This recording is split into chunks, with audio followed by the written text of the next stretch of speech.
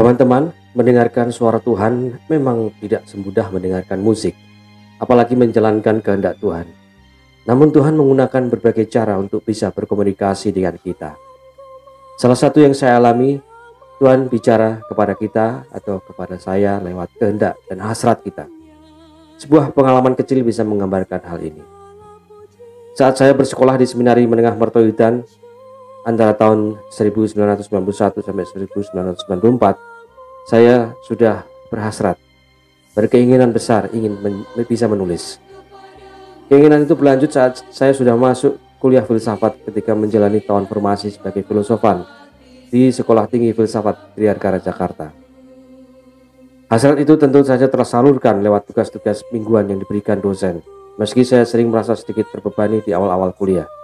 Tapi saya menikmatinya dan senang dengan tugas menulis ini.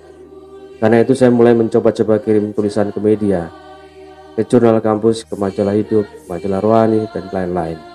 Saya niatkan juga agar tiap hari menulis apa saja, entah itu puisi, curahan hati, maupun opini.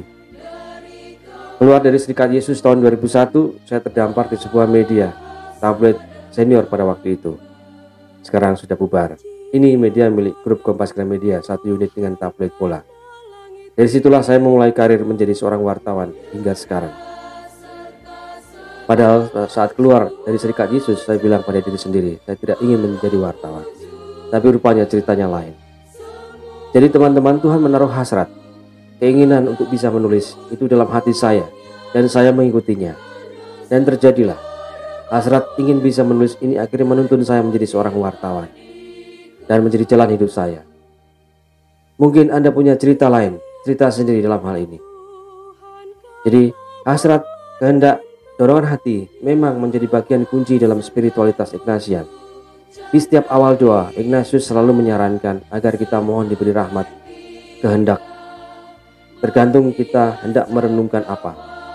Kalau kita sedang merenungkan Yesus yang berbelas kasih, maka mohonlah kehendak agar kita juga punya keinginan untuk selalu berbelas kasih. Jadi jangan remehkan hasrat, keinginan, apalagi kehendak. Menyadari hasrat kita, itu berarti menyadari kehendak Tuhan dalam diri kita, kata Pater James Martin S.Y., penulis buku Spiritualitas Yesuit dalam Keseharian. Sama seperti Santo Fransiskus Assisi yang hari ini gereja rayakan.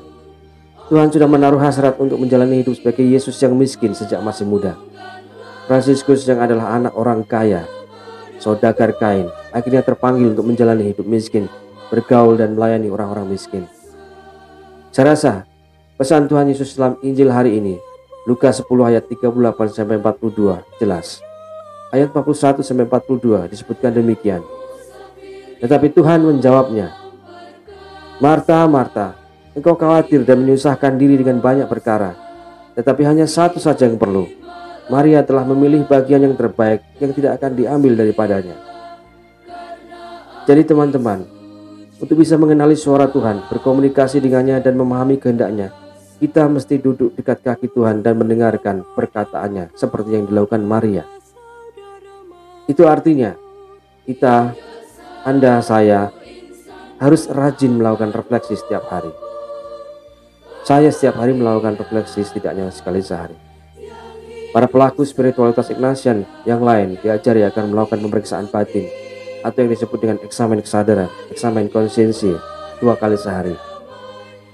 Melalui eksamen, kita bisa memeriksa gerak batin, dorongan hati, dan dari situlah kita bisa mengenali kehadiran dan kehendak Tuhan, mengenali suara Tuhan. Selamat berlatih dan belajar mengenali kehendaknya. Amin.